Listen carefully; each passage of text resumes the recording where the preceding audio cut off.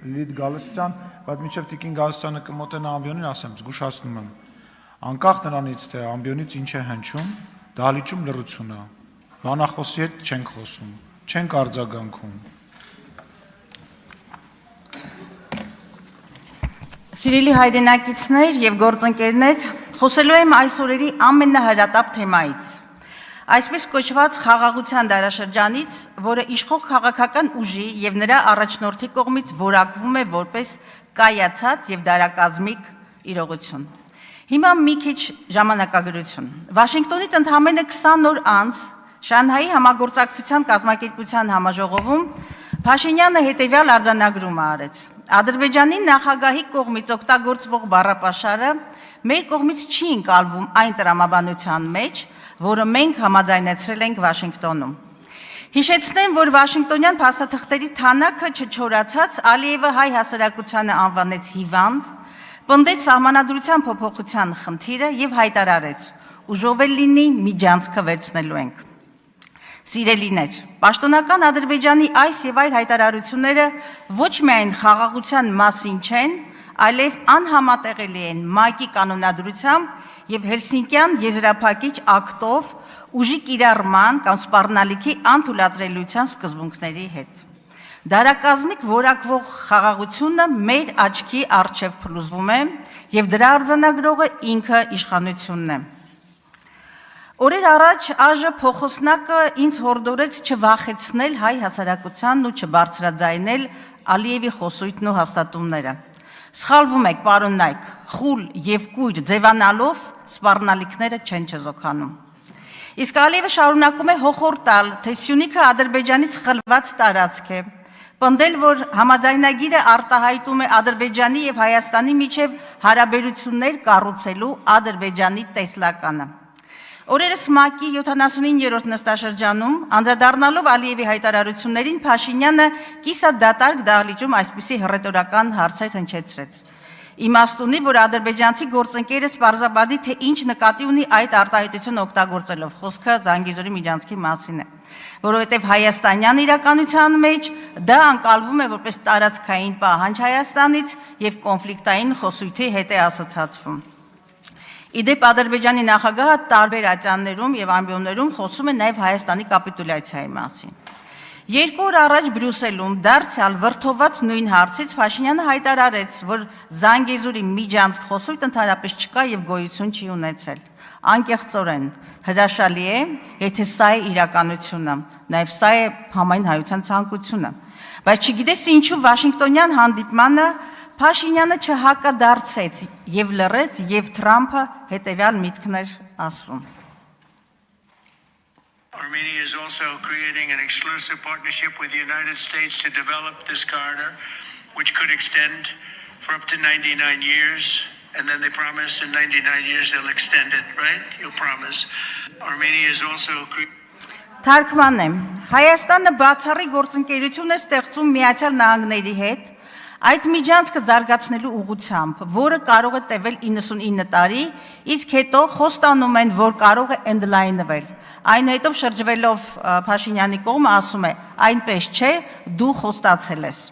Հիմա հայ ժողովրդի մոտ բնական հարց է առաջանում, իդեպ Փաշինյանը որևէ կերպ չանդրադարձավ դրան և լռեց, քար կտրեց։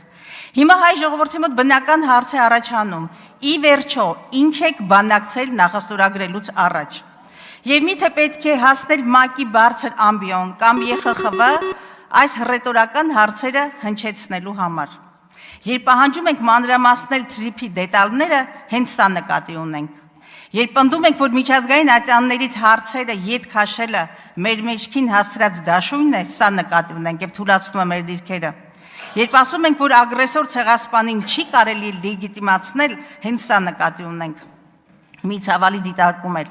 ՄԱԿ-ում հնչած 21,000 բառանոց տեքստում և ոչ մի անգամ չհնչեց գերի բառը, ոչ էլ խոսք եղավ Ադրբեջանի կողմից ոչնչացվող 3000-ամյա հայկական մշակութային և քաղաքակրթական հետքի մասին։ Բայց կարևորը ականջահաճո վերնագրերն են, խաղաղությունը հաստատված է, պնդում են Փաշինյանը, թիմն ու նրանց ուղեկցող լրատվամիջոցները։ Իսկ որն է օբյեկտիվ իրականությունը։ Վաշինգտոնյան համաձայնությունների իրական խաղաղության հետ ինչ աղերս ունեն։ Արդյոք խաղաղության մասին են խոսում Ադրբեջանի ռազմական ծախսերի 25%-ով ավելացումը, ինտենսիվ սպառազինումը, Հայաստանից օկուպացված տարածքներում ամրապնդվումը, Բաքվում ընթացող հայ ռազմագերիների կեղեքումն ու շինծու դատավարությունները։ Շարունակական եւ միակողմանի զիջումների դիմաց Հայաստանը ստանում է խաղաղություն վերնագրով նախաստորագրված փաստաթուղթ, որ ըստ էության մեծագույն հարցականի տակ է դնում Հայաստանի կենսունակությունն ու ապագան, իսկ Փաշինյանի անշրջահայաց հայտարարությունների արդյունքում Հայաստանը դիրքավորվել է որպես օկուպանտ իր համապատասխան հետևանքներով։ Ի վերջո, ինչու պիտի Ադրբեջանը զսպի իր ախորժակը, երբ ակնհայտորեն Ադրբեջանի պահանջով լուծարվում է ԵԱՀԿ Մինսկի խումբը։ Երբ պաշտոնական Հայաստանը հայտնում է սահմանադրության փոփոխության պատրաստակամության մասին, նույնն է թե անկախության հռչակագրից հրաժարվելու մասին։ Սիրելի հայրենակիցներ, մեր տարածաշրջանում թուրք-ադրբեջանական ծավալապաշտությունը շարունակում է մնալ թուրքական աշխարհի նպատակադրում։ Տարբեր ամբիոններից խաղաղության մասին ապոլիտիկ տեքստերով հնարավոր չէ զսպել թուրքական ծրագրերը։ Լավագույն դեպքում ուսդ կթփթփացնեն, հետո անունդ կմոռանան, քեզ թողնելով առանց անվտանգային երաշխիքների, որովհետև լավ բանակցող չեք, որովհետև չունեք անհրաժեշտ բանակցային ունակություններ, չունեք երկրի ամենակարևորը անվտանգության եւ արտաքին քաղաքականության երկարատև ռազմավարություն եւ տեսլական։ Կրկնում եմ, մեր կենսական շահերի եւ իրավունքների հաշվին միակողմանի եւ ճակատագրական զիջումները որպես անվտանգային քաղաքականություն ներկայացնելը ուղղակի քաղաքականապես սնանկ է։ Հնազանդվել, մոռանալ, ուրանալ, սրանք են խաղաղության ձեր պատկերացումները եւ խաղաղության ձեր մոդելը։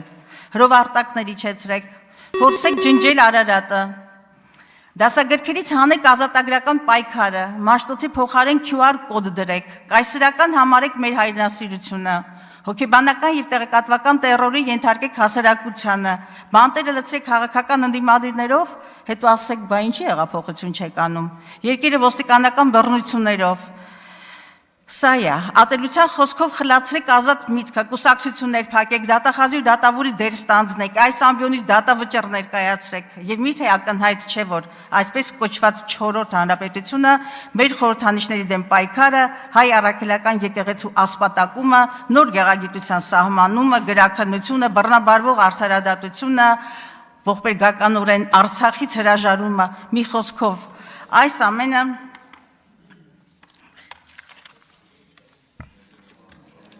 այս ամենը լավագույն դեպքում ադրբեջանական պահանջներ են։ Դահլիճում լռություն։ Կարծում եմ Լռություն։ ադրբեջանական պահանջներ են եւ հայկական ինքնության ծրագրավորած ոչնչացում։ Կարծում եք թշնամին չի տեսնում, որ բազմաթիվ խորքային խնդիրներ լուծելու փոխարեն ներազգային ատելություն եւ բևեռացումն է խորացնում։ Եվ միթե ձեզ թվում է, որ խաբված եւ հուսահատ հասարակությամբ հնարավոր է խաղաղություն հաստատել կամ երկիր վերականգնել։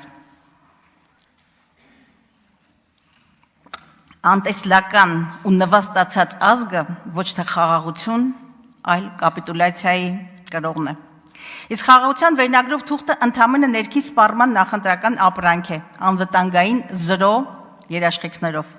Խոսքս ուղղում եմ քաղաքական մեծամասնությանը։ Այս վերջերս դուք շատ առատորեն օգտագործում եք ինքնահայեցում բառը, կարծեմ ձեր առաջնորդի բառապաշարից էր։